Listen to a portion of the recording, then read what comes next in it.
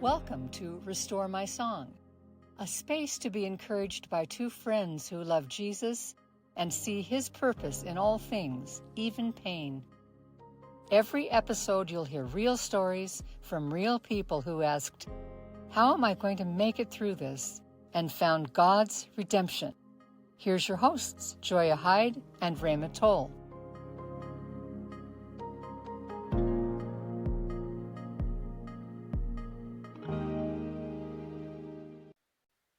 Welcome to another episode of Restore My Song. We're so happy you're here with us today.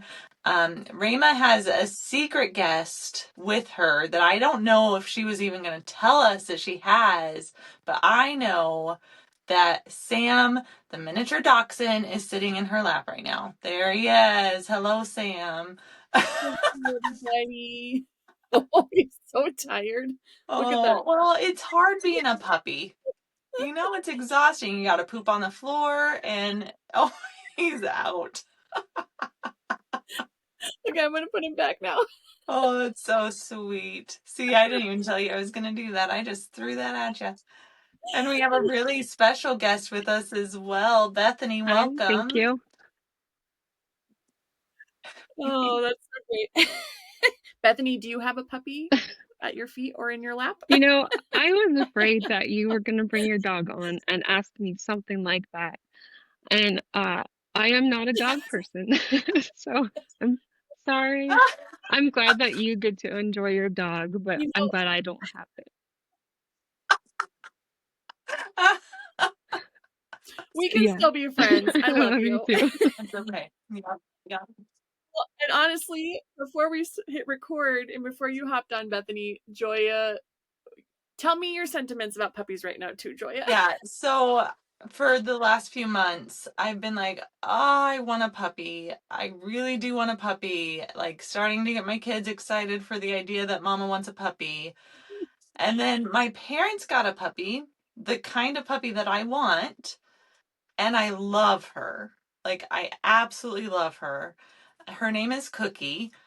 And I have realized she's it. Like, I just like to visit her at my parents' house. It's the perfect setup because I don't have to actually pick up her poop and I don't have to potty train her. I just get to visit for like an hour at a time and then say, "See you later, cute puppy." You know? So it's a pretty swinging deal, actually. Yeah, we've had Sam for a week now, and I think most days Brian is ready to sell Sam. So yeah. You know, you have to get through those first few weeks. It's hard. And you forget how hard it is. We talked about this in last week's episode. Even when you get the thing that you want, there's consequences that go with that. Right? But he sure is cute. He milks But it. Bethany, we promise this episode is not about puppies. We're moving on now to what the purpose of this episode is. Thank you. So I have known Bethany and her husband, Joshua. Actually, we didn't even count the years, but it's been a very long time. I think we decided I was in middle school when I met them. I think you guys were actually already married. No. Really? When I met you. No. We're engaged. I'm pretty sure I've only known you as the two of you. I think I met you before. Maybe? Okay. But when you got to really know us. But it's been a long time. Yes. Okay, maybe that's a better way to put it. When we all started doing life together, it was as you were married. And a few things I absolutely love about Joshua and Bethany is, and specifically Bethany, they are both incredibly creative and in very different ways. And Bethany, I love your art.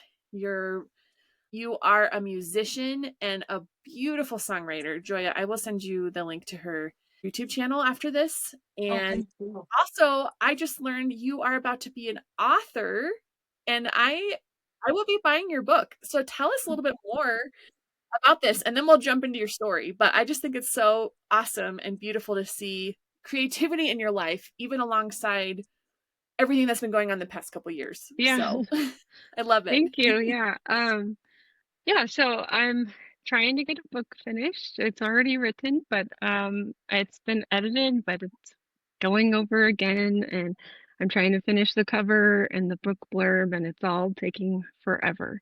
And I didn't think it would take that long, but I just got tired of seeing movies and reading books or trying to read books to my own children and my daughters that are becoming teenagers. One is 15 and one is 12. And I just didn't really like most of what was available for them. So I'm like, I'm just gonna write something myself. And yeah, it's a young adult fiction novel, and it's about a girl. It's a coming of age story, and she is Israeli living in Jerusalem, and her parents are archaeologists. And it's just about a young people who are already passionate for God and trying to live for Him and overcoming challenges with Him at their side already. And I just I feel like that is lacking in the world today. We don't really see that picture, and I know it exists. That's what I grew up, you know, when I found God, at least at 16, that was like my life, just living for God. And I know that's the story of a lot of teenagers, but we don't see that represented. So that's what this book is. Mm. It's called Sunshine for Yofi. When it comes out, we will like put a mention on whatever podcast that is and be like, hey, remember Okay. Bethany from episode Mhm. Thank 30? you. Hopefully that's sooner than later. Right. Hopefully it'll be like the next episode. I know. These things Yeah. just take time. So They do. anyways, yeah. Well, cool. I think that you have a really neat story to tell us today, Bethany. We're excited. So let me just open up by asking our first question. Please tell us about a time that the Lord restored a part of your story that you once thought was lost. Yeah, absolutely. Um, so I kind of need to set the scene before I really get into the story. So there's kind of like two side little notes that I'm gonna talk about first and then set on the table for picking up later. The first one is about I don't know, maybe 10 years ago. My husband and I we started a prayer ministry in our city, and it was a really difficult time for us. I think it was one of like the darkest times in our life, and we didn't really know what we were doing. You know, we tried, and some things I think we did well, and other things it was just clear we had no idea what we were doing. You know, we made a lot of mistakes. Um, but we still don't know what to think of that time in our life. And like, was it good? Was it bad? You know, did we mess the whole thing up? You know, it's still just so convoluted in a lot of ways. But one thing that came out of that time was some friendships, and one of them specifically is going to play a big role in this story. And it was this lady who we got to know, and she actually became one of our board members as we were running the ministry. And we just stayed really well connected even after we laid the prayer ministry aside. And she was just she's just such a compassionate, loving person, always like opening her home to us whenever we had decided to move to North Carolina. Where we are from Colorado and we've recently moved back. But when we were in North Carolina, she always said, if you ever want to come back and visit, see your family, you can stay with us. Um, and so I'll just leave that there for now. The other thing is that's pretty critical to the story is um, all of this kind of, I guess, like the pinnacle point of where this is going to go is in 2023, I believe it was. And earlier in that year, something came to my attention about a family member, and it really bothered me. And as I let my husband know what the situation was, um, he just he was more bothered by it than I was even. And he's really the type of person where he's a people pleaser. He doesn't want to ruffle feathers, and but he said we have to do something. We have to hold this person accountable. We can't just let this type of thing slide. Um, we just both felt like it was really important. And the fact that he really had that on his heart and just felt that it needed to be done told me it wasn't just me. So I ended up calling my family member and explaining, like, we really feel like this needs to come be fixed, or this needs to be made right. And we kind of had to just put ourselves and my family member in kind of an awkward situation, and it was so hard. We had other family members call and say, why are you doing this? And it was one of the most painful things that we were walking through, but we both just felt like this is the right thing to do, and that God's word just is filled with examples of the need for accountability, and being willing to do that even when it's hard and painful. So we did, and she walked through it. We didn't just say, hey, you need to make this right and you're all on your own, but we just felt like we really love you and we want to do what we can to help you walk through this and to help you get this cleared up, and so we did, we did what we could do to walk alongside her and not leave her on her own, but just be there for her. And it was awkward. She understood, but it was hard, and it made our relationship just kind of rocky. It wasn't terrible, but it was just uncomfortable. So now I'm going to put that on the side. Okay, so basically what I'm going to talk about right now, and well, I'm just going to talk about my mom and what the Lord really has been doing in her life and what he did through her.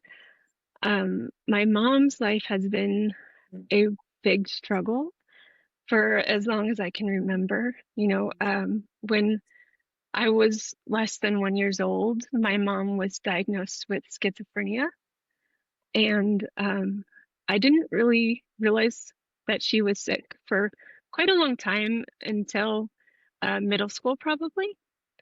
And my family used to say that my mom was sick, but I didn't really know what that meant. But when I was in middle school, it started to really make itself known. I started to notice things that were different about my mom. And sorry, I'm trying not to cry. So, but one thing I always felt about my mom was her unconditional love for me and my sisters. And she just did everything she could to be the mom that she needed to be. And she was always faithful to take her medication. She understood if she was going to have us in her life, she needed to be on medication. And she just always unconditionally loved us. And then as we grew up, we got, my sisters and I, we got married.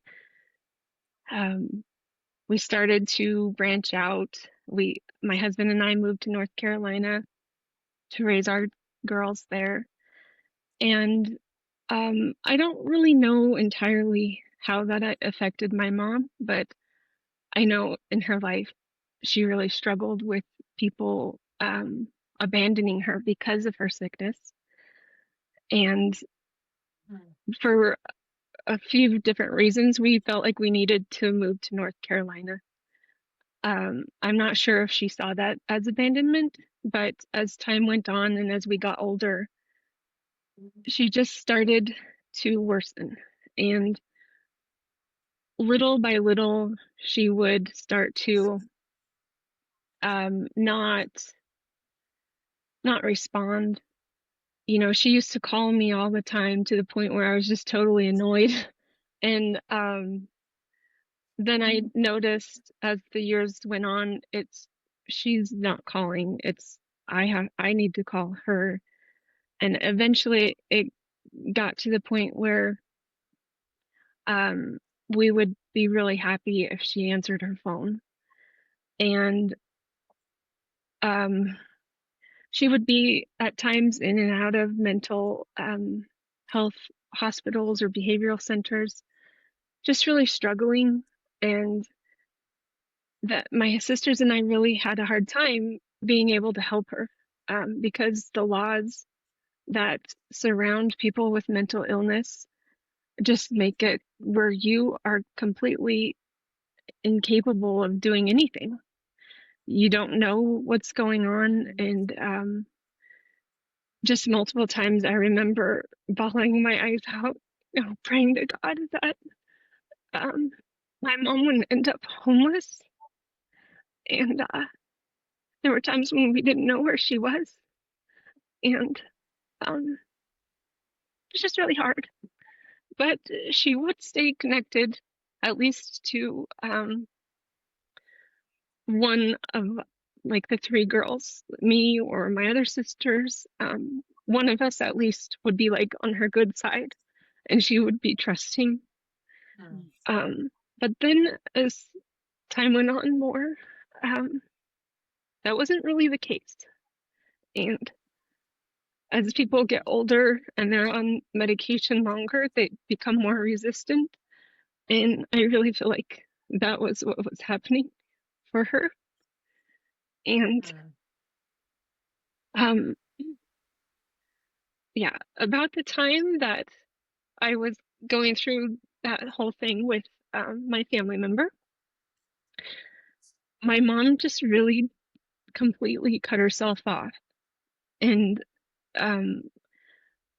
she would call me and one of my other sisters only for groceries. We basically, she didn't have a car, so she would call and she would tell us what she wanted. We'd order it, and that was like pretty much all we could get.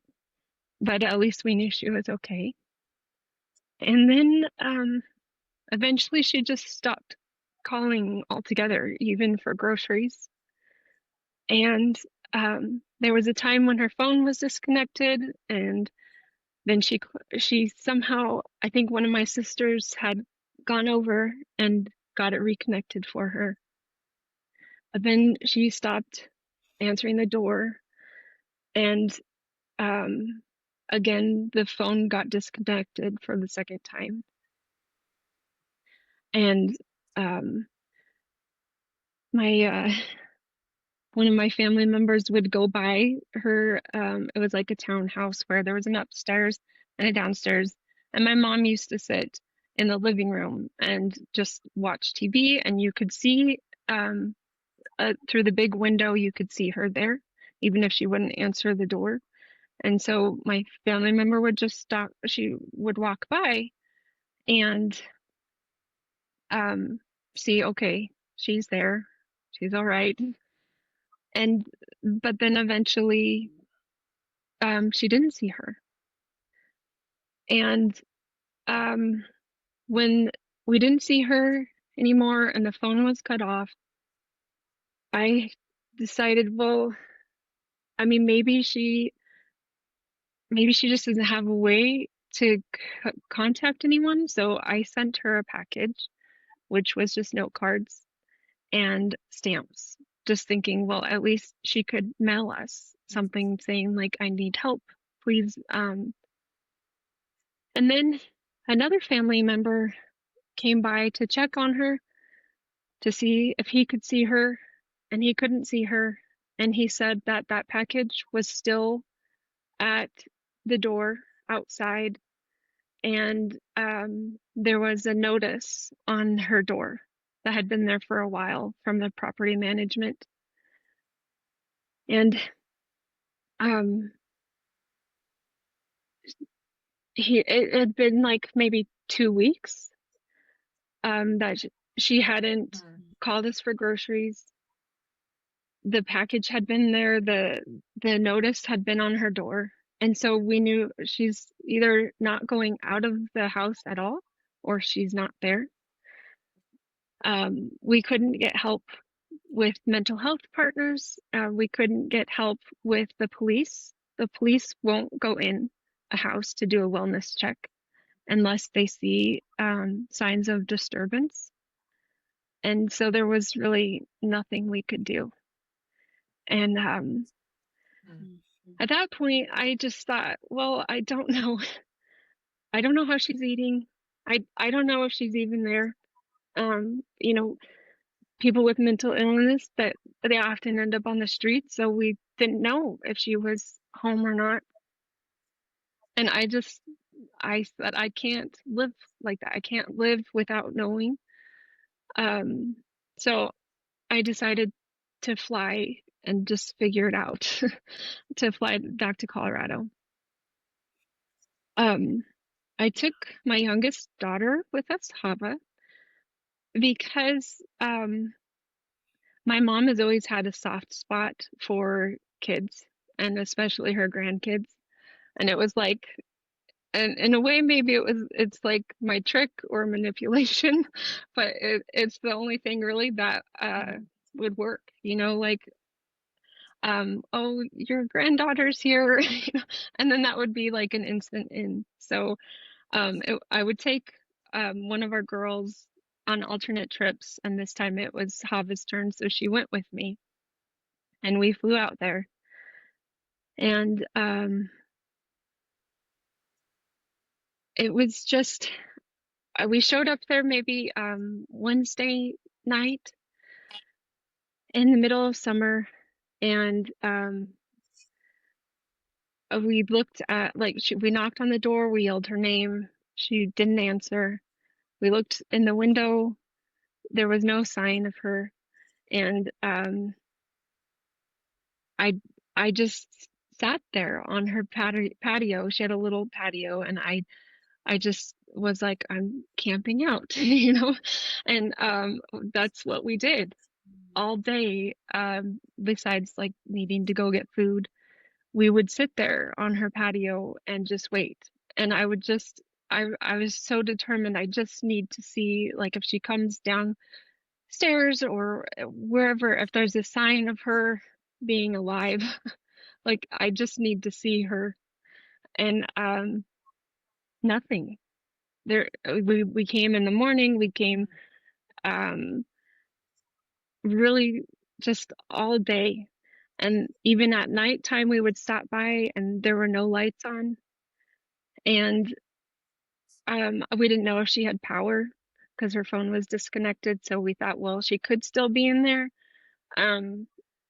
Multiple times I thought about just breaking in because there was nothing else to do, you know. But at the same time, I have to balance and weigh the consequences of that, which is if I break into my mom's house and she's purposely keeping us out, and then if she's in there and she's okay, then I've just cut her off completely forever.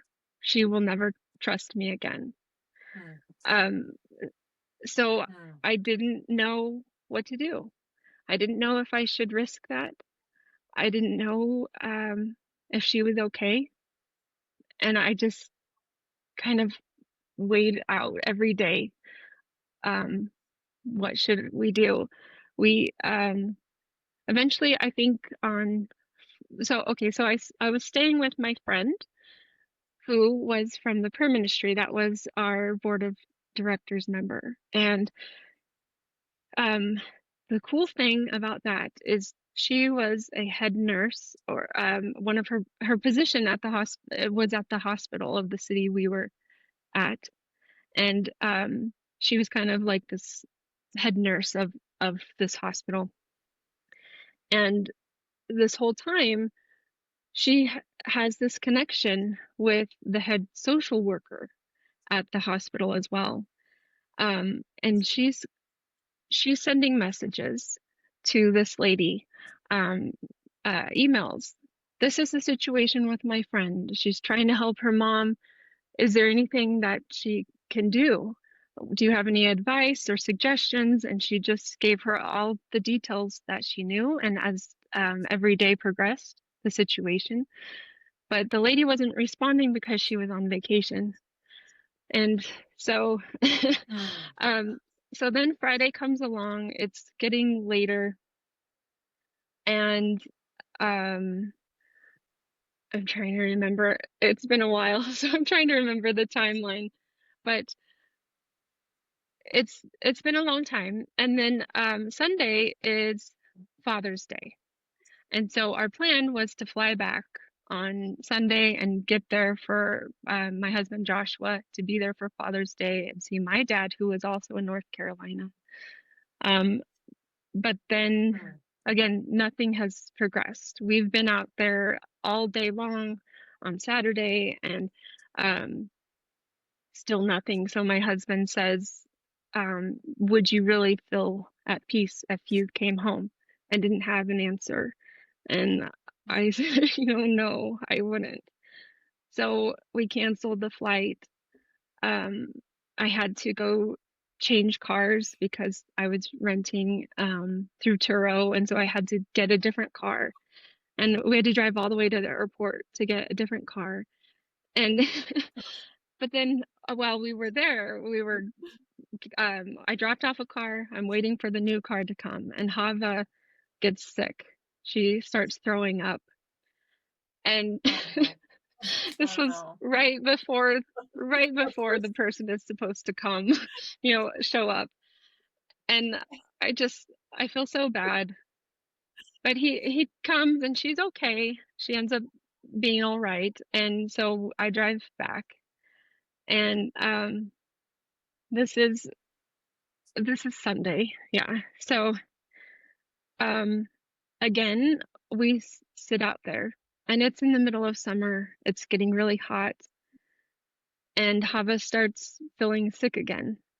And I didn't know what to do, really, And so we went back to my friend's house and we just took a break. But all the while, Hava was just such a trooper. And when I was discouraged and I kind of just felt completely helpless, she was always the one like, yes, let's go back and just do a quick check on grandma. That's why we're here. So we would do it. And then we tried to call the property manager. I didn't have the number at first.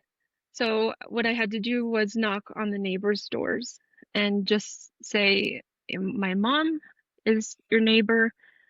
Have you heard anything? Are there any sounds that you've heard at all? And she, well, the neighbors didn't even know that my mom was there. They didn't know that they had a neighbor.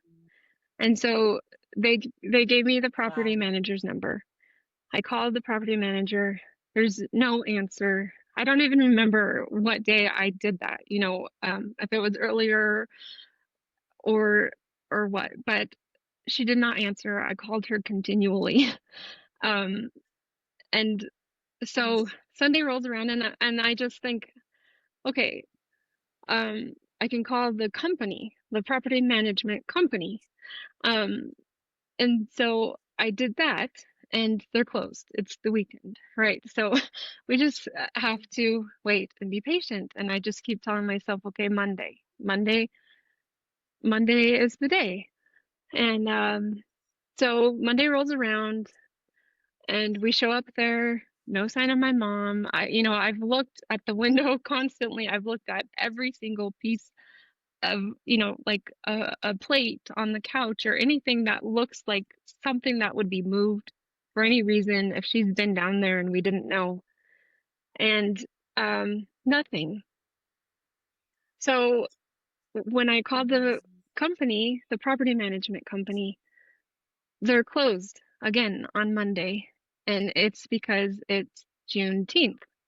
And I just think to myself, yeah, like how much longer do we have to wait? What do we need to do? I feel like time is just going, and there's been no sign at all of whether she's okay or alive.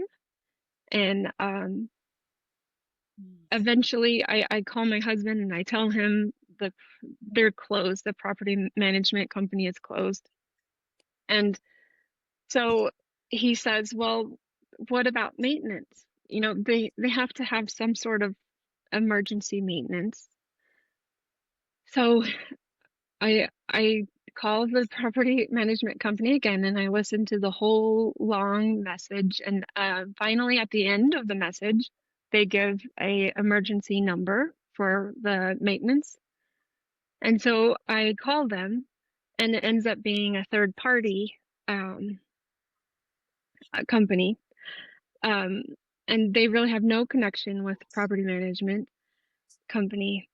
And I just I'm at a loss for words at this point. They're saying, okay, yes, this sounds like something that we need to do, that needs to be checked on, but we can't get a hold of the property management company. Basically, they're just calling the same number that I've been calling.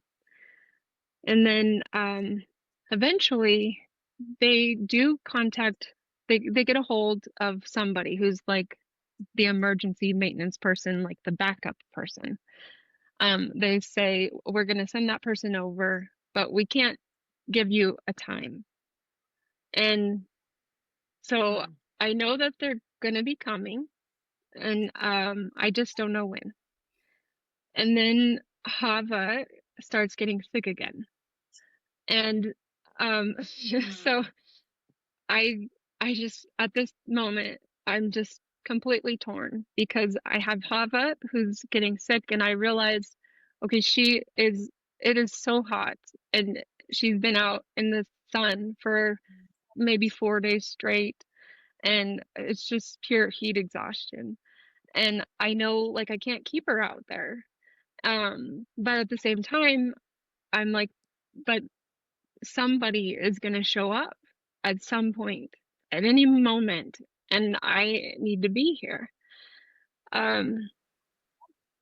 I end up calling my friend. She ends up coming and getting her. And so once Hava is out of the picture and removed, I'm like, I just can't wait anymore. I can't wait for the maintenance. They can't give me a time. I've called them again. So I call up my family member and I say, okay, I am going to break in. Like, I just like, I know that maintenance is going to show up, but I just feel like time matters. If for some reason I got in there at any point and my mom wasn't alive, how much would that roll through my head over and over again? Like, how much time did I waste? I could have just gotten in there. So that's what I decided I need to do. So I as I'm talking to my family member, I say, I'm gonna get in. I can see the window. I can get through easily. But I am afraid. Honestly, I need you to be there. I'm not asking you to break in with me. I just need you to be there waiting outside the window. So that when I go in, if anything happens, my mom has been off her medication for who knows how long. We don't know her mental state, and we know that she wants to be left alone. She doesn't want us there. So I was just thinking if I get pushed down the stairs or something. I had no idea. My mom is such a loving person, but by this time her behavior has changed so drastically. We don't know what to expect. So she says she's gonna come, and that's exactly what I plan to do. I get off the phone, and as soon as I do, this girl comes through the gate and onto the patio, and she says, I'm here to do a wellness check. I'm from the maintenance. Mm. And so I'm just like, thank you, God. I don't have to break the law or anything. And Yeah. so she lets me in, and I I go inside, and I call her name. There's no answer. I start walking up the stairs slowly, calling her name because I didn't want her to be surprised. I wanted her to know that I was there, and there's still no answer. And so I go up the stairs, and I look first at the first bedroom that is there. And my mom is there, and she's laying on the floor, and there's 3 puddles. It's like splats. Basically, it's vomit of blood around her, and Mm. I thought that she was dead. You know, that was the first thing. Like, she was just laying there facing the opposite way, like facing the window, and I'm in back of her. And then I see her foot is moving, and she's always kind of had this restless foot, you know, where she's always moving it, and so I say, okay, she's alive. So I go around her, and I'm calling her name, no response. I go completely around her, and I go in front, and I say, Mom. And she just all of a sudden starts, you know, and she raises up onto her arm, and she says, what are you doing here? How did you get in? And she's just instantly um, enraged, you know, like I shouldn't be there. And I see this Tylenol bottle, and it has blood on it, and I pick it up, and I say, have you been taking this? And she says yes, and I open it up, and there are plenty of pills in it, so I know that she did not try to take her life. But something isn't right, you know. And so I'm just completely shocked. She doesn't want me in the room, and I don't want to upset her. So I go out of the room, and she shuts the door. And then I start walking down the stairs, and I'm thinking, I pull out my phone to call 911 because I don't know what is wrong with her exactly. But I know throwing up blood is not a good thing. So I pick up my phone, and I'm staring at it, and I just completely freeze. You know, I'm telling myself I should call 911, I should call the police, I should get help.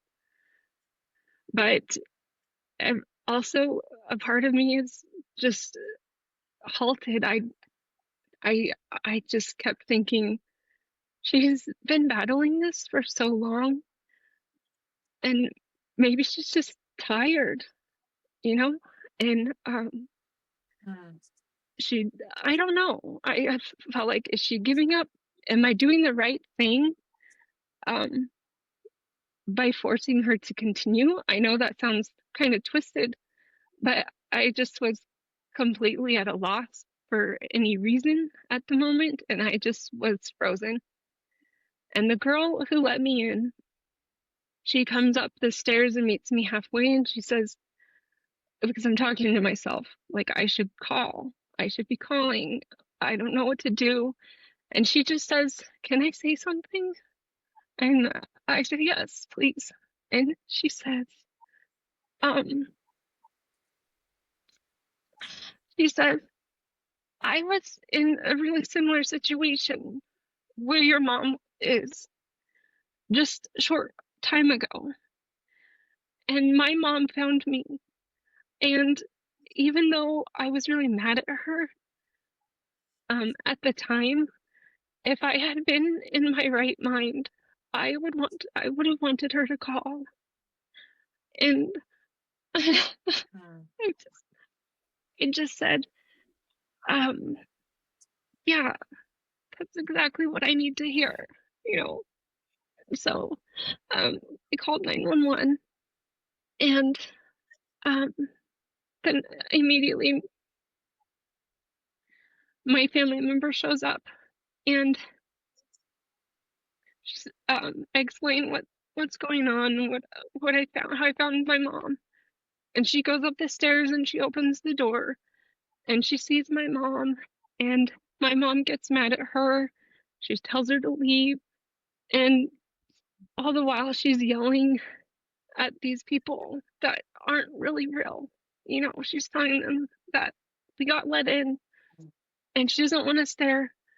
Um, and then she crawls to the door, and she didn't even have enough strength to stand up. And she shuts the door and she sits in front of it and blocks it. And when she shut the door on me, I thought she had walked, but she didn't. She had no strength. And the ambulance came, and the people were trying to get in the door, but my mom was sitting in front of it, and she just kept yelling at them, "Leave me alone, I'm fine, I don't need your help." And they had to force their way through the door without hurting her. And sorry. Wow. They had to pull her down on a sheet, 4 men down the stairs. And this whole time she's screaming, you know, yelling somebody's name.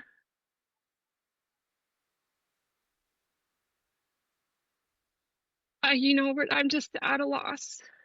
And they tell us that they're going to take her to the hospital, and we have some time. We can meet them there and share with the hospital and them what's happening, basically. But they say, take your time and you can meet us there in a bit. So they take my mom, my family member, and I think, okay, this is the only time that we're actually ever going to see how my mom lives, what she's been up to. We have her home to ourselves without her. So we decide, okay, we're going to take pictures because we've just gone through the whole routine so many times of my mom needing help and nobody really doing anything about it, not believing us how bad she really is. And so we take pictures. I open up the cabinets. My mom literally has no food. She has condiments, like maybe a third of a ketchup bottle and some mustard. She has very, very low amount of syrup that she had been mixing in some sort of a cup, like drinking, I guess. And the only food she has is canned food. And I look through her entire kitchen and she has no can opener. And she has a notebook that she's like kept a log of all of her purchases. And I don't remember how long it was, maybe 2 or 3 weeks was her last purchase, where she had been having deliveries made to her house of like fast food. So she made a large order of pizza was her last order. And that was like 2 or 3 weeks previous until her phone had been cut off. And then she didn't have any way to get food. And So we take pictures of that, and then we go to the hospital. And then I'm just so glad that finally we're going to get help, you know? And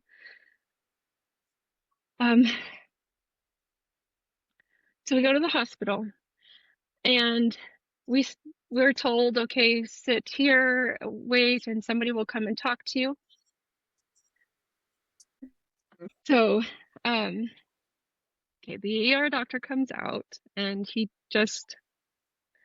says, you know, everything looks pretty good.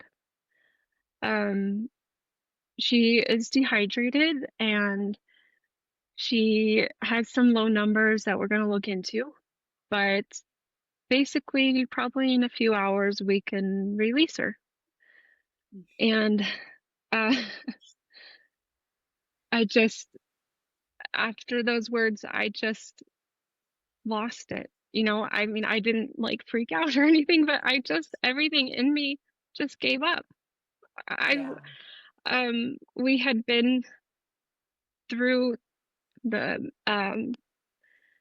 mental health system so many times, in and out, and my mom, she knows how to play the game. She knows what to say. She knows what to leave out, and she knew exactly what to do. And I just thought, how much worse does this have to get? Yeah. And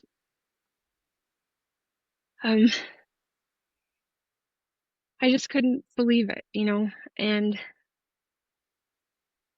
he said she was in a pretty good mood. She was joking a little bit with the nurses, but she did say that she disowned us as family members, and that they couldn't really tell us anymore, because she didn't want them to share with us anymore than that. They did say, stick around, just in case we have some more questions that we need answers to. And then he left. And I just can't express like how unhelpful our system is for helping the mentally ill. The laws that surround them just completely isolate them and remove anybody from who wants to help to having any ability to do so. And by that time, I was just so tired of it. You know, what else could be done? Right. And so after the ER doctor leaves, my other family member, who we've been kind of on this rocky situation with, but you know, she had worked and walked through stuff. We had gotten to a point where, okay, things are on the mend. And she turns to me and she says, okay, let's pray. And I honestly, I had absolutely no response. I had no prayer left in me. I had lost every single ounce of hope, you know. And she says, well, okay, I'm gonna pray, and you just sit and silently agree. So she prays, and I'm listening the whole time, but I honestly, you know, I don't have an ounce of faith that anything's gonna change. But as soon as she finishes, a social worker comes up to us and says, okay, your mom has decided to stop cooperating with us, and she's not answering any questions. So we're going to have you two as her proxies, and we're going to work with you. Wow. And Whoa. immediately, the verse, 2 Chronicles 7:14 comes into my mind. And it says, if my people who are called by my name humble themselves and pray and seek my face and turn from their wicked ways, then will I hear from heaven and will forgive their sin and will heal their land. And instantly I understood why God had my husband and I hold this person accountable months ago, because Wow. he was preparing her heart and getting her in the place, because he knew she would be the one who would have the faith to pray and Wow. believe. And he prepared her and made it so that he would hear her and answer her prayer. Wow. And I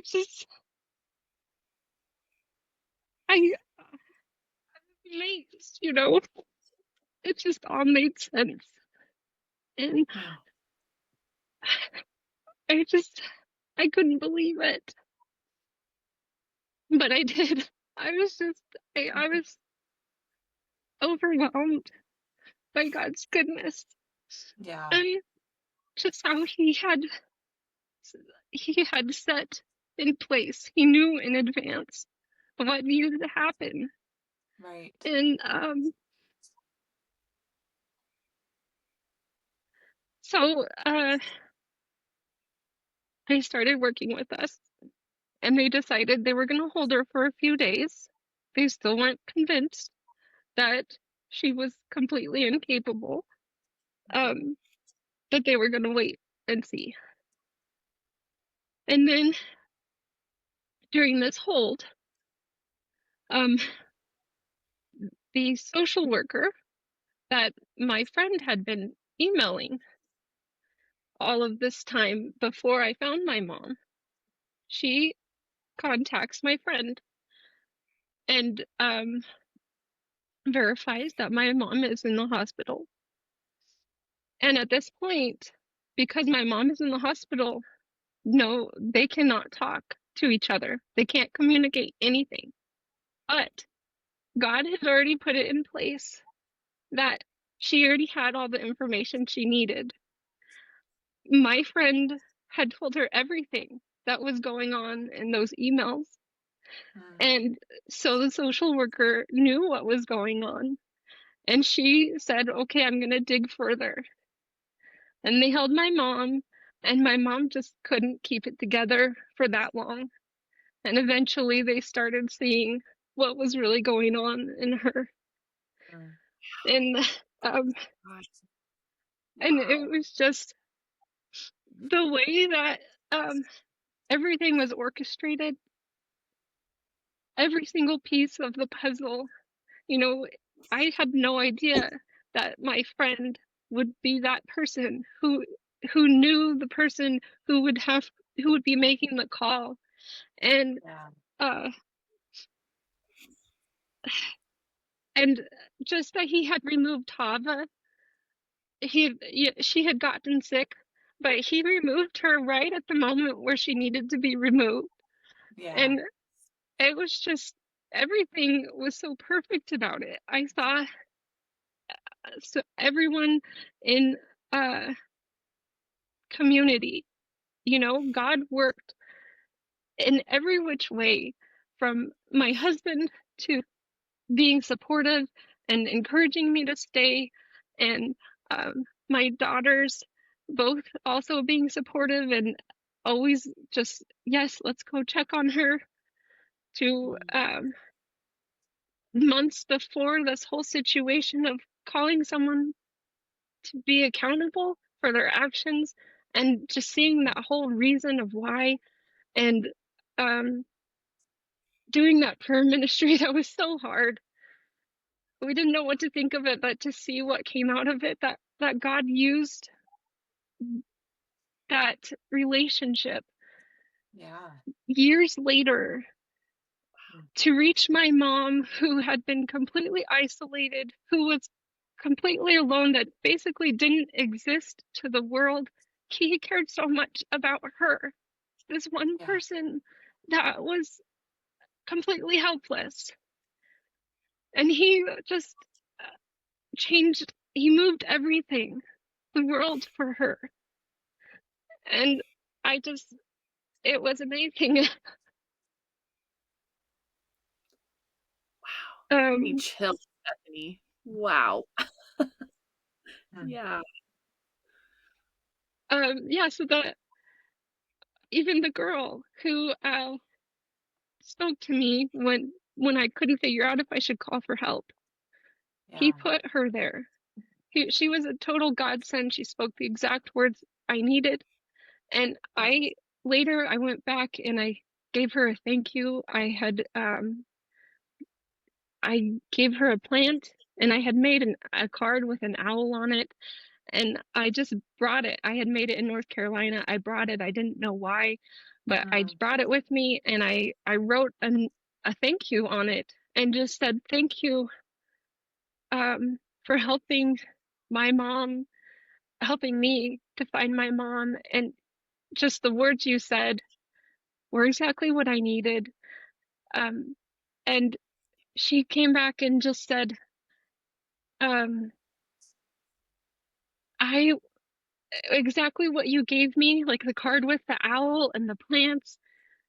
She had, when I dropped it off there, her whole patio was filled with plants. I didn't even know that she liked plants, but she said, I love owls and I love plants. And every word you said, I needed to know that I had been seen um, at that time in my life. And your words told me that I was seen.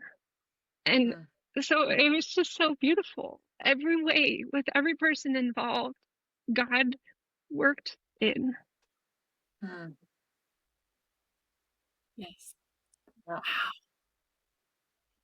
Thank you, God. Thank you, Jesus. Wow. Yeah. So can I ask, like, is your mom, has she gotten some more support, like, that you were helping for long term? How's kind of, Yeah.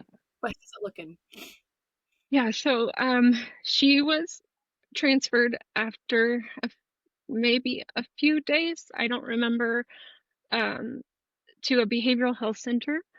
And she was on hold there for 5 months, actually. And then they decided that she couldn't take care of herself. So she's permanently in a nursing home, which I never wanted for her. But the way that I found her, Yeah. it just was not okay. And now I know she's not alone and she's being watched. And it's really, it's a blessing. There's still really hard things, and she does at times. She's really happy to see us, and other days she's not. But we have those glimpses uh,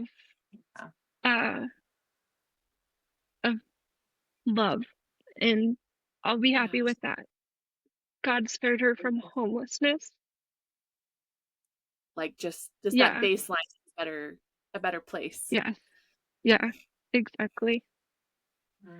So, I wish she would be healed.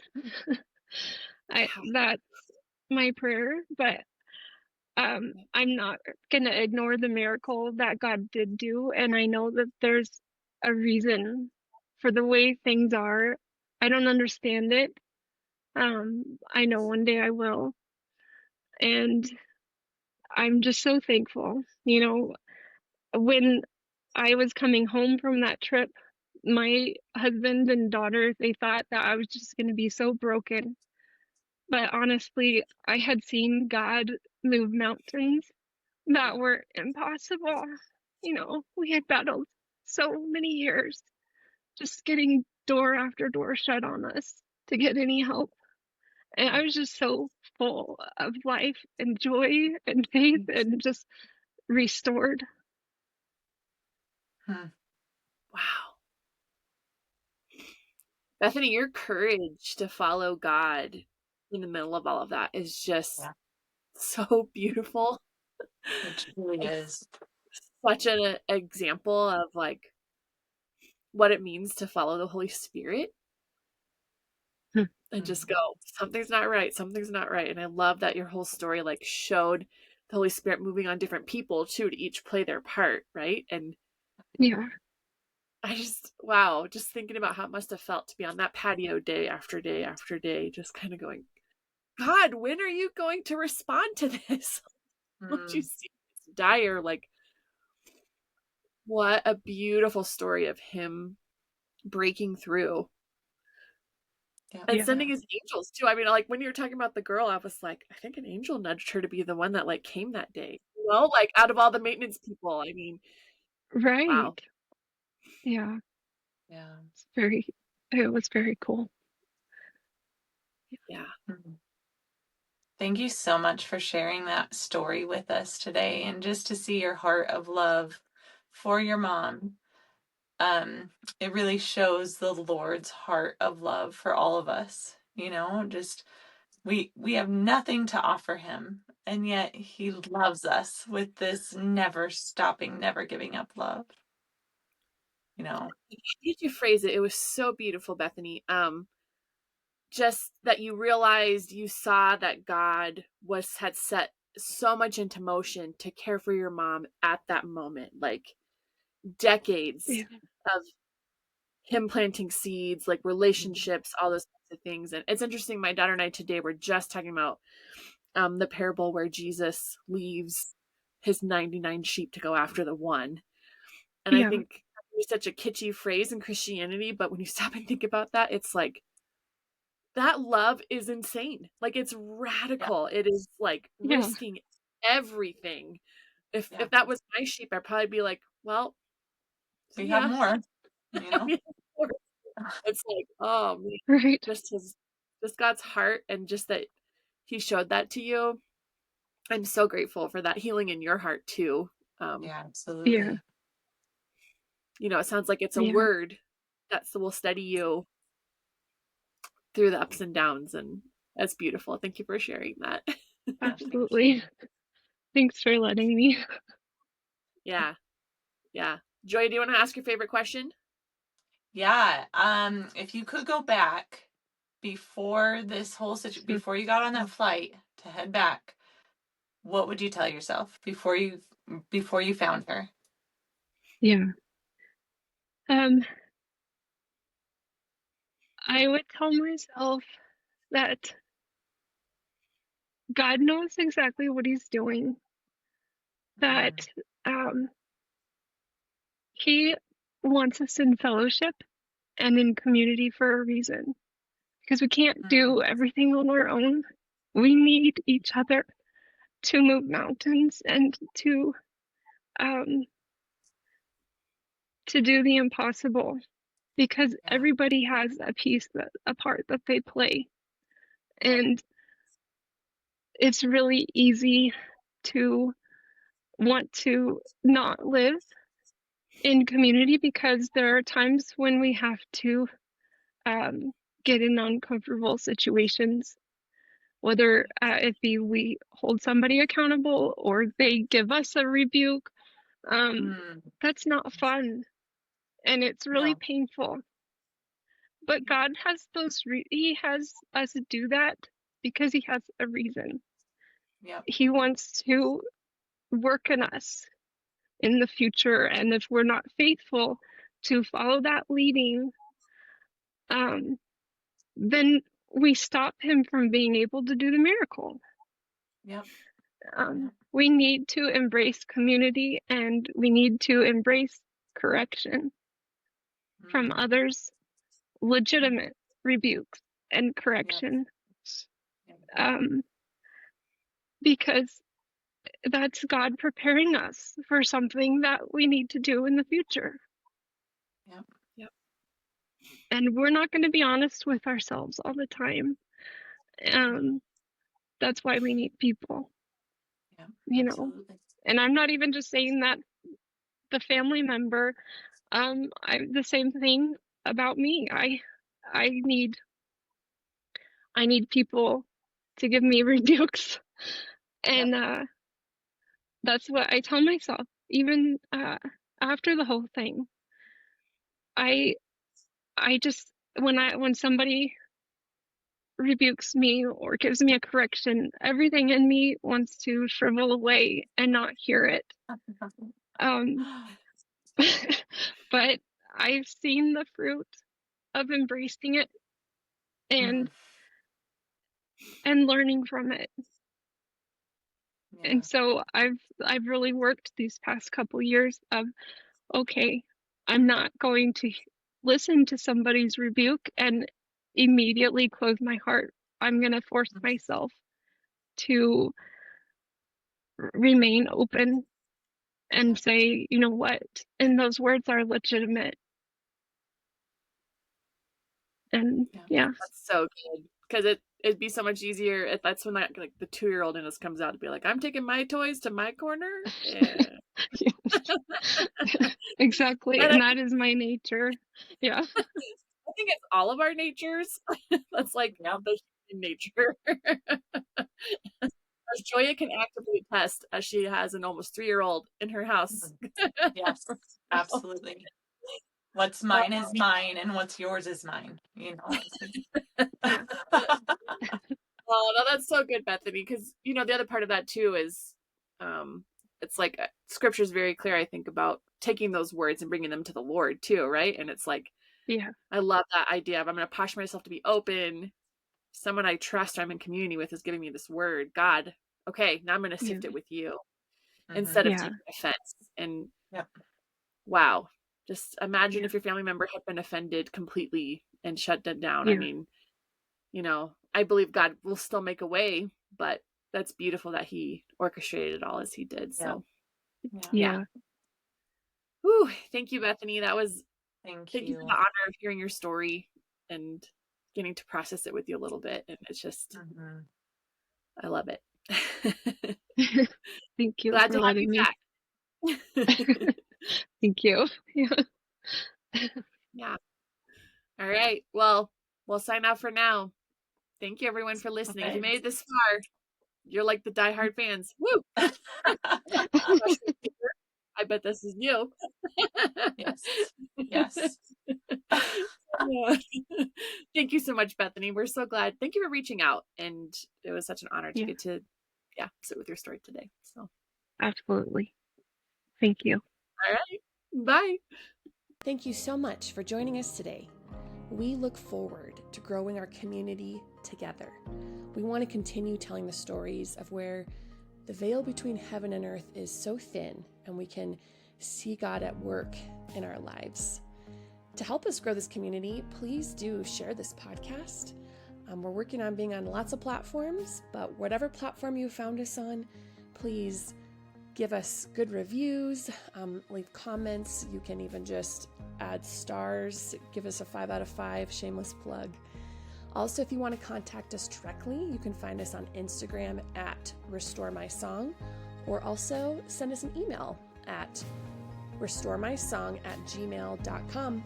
All right, we'll see you soon.